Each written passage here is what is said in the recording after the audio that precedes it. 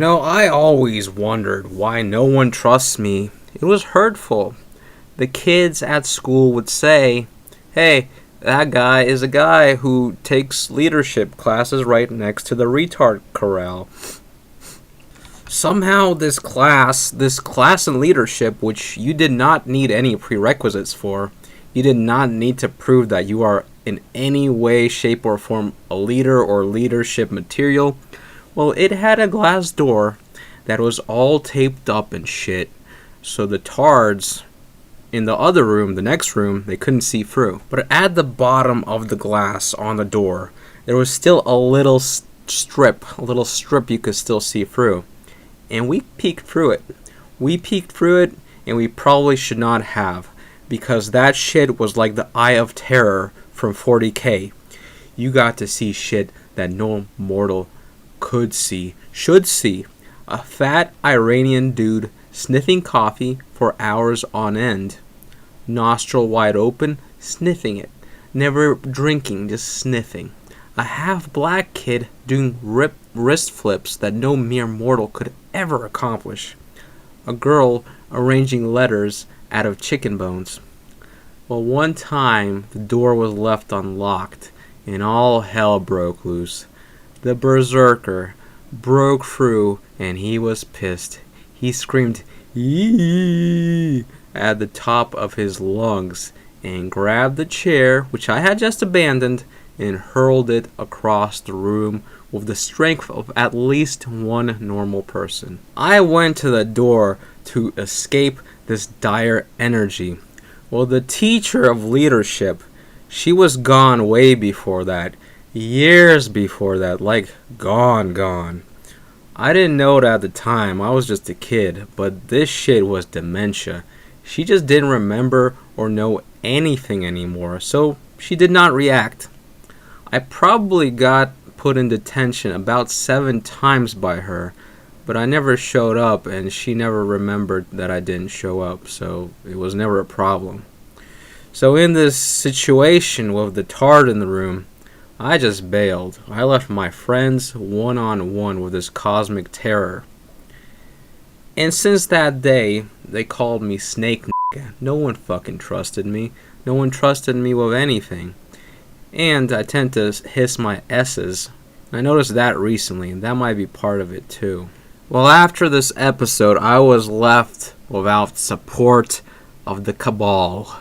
And I was on my own in the class of leadership.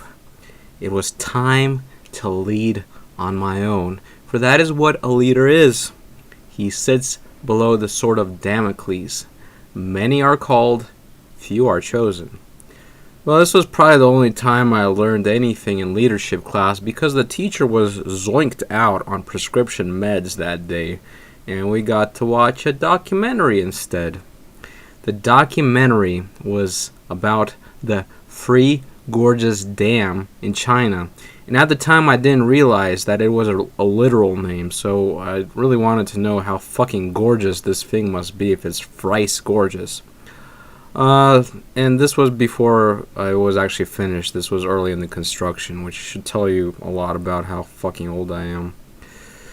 So yeah, it was early in the construction and they were clearing the rock walls between which the dam would be built. And here is the kicker. They were using dynamite, but in a pretty uncontrolled fashion. So uncontrolled that every night they had a cleanup crew. What were they cleaning? Yeah, you guessed it. Fingers, blood, guts, whatever the fuck else was left of a premature explosion. These people were cleaning up human remains off of the rocks to prevent the other workers from being demoralized. See, leadership is when you allow a few hundred people to be blown to smithereens for the sake of saving a community of millions from flooding and produce some electricity so they can cook their rice in peace while they aren't being drowned. My friends needed me. I drew a comic of the events that had transpired, and just like Moses, I brought forth to them the holy text. It was crude, a rough draft, but they liked it so much that I was accepted back into the Tard Watcher community. And I didn't learn anything after that point, except for the value of friendship and leading friends into being your friends. A life of relative luxury is basically this giant pile of chairs and other shit that other people might need at some point soon, but that you are currently using for completely unrelated reasons to the resource's function to accomplish things that hardly anyone cares about or needs. That is where scientific discovery begins. What I would like to know about Dr. Jordan Peterson, it appears I'm a doctor, is if he's such a great psych, why is he still depressed? He's helped so many people, become men and shit. Can't he just tell himself to clean his room? Well, personally, I think the easiest way to clean your room is simply not to have anything to begin with. Yup.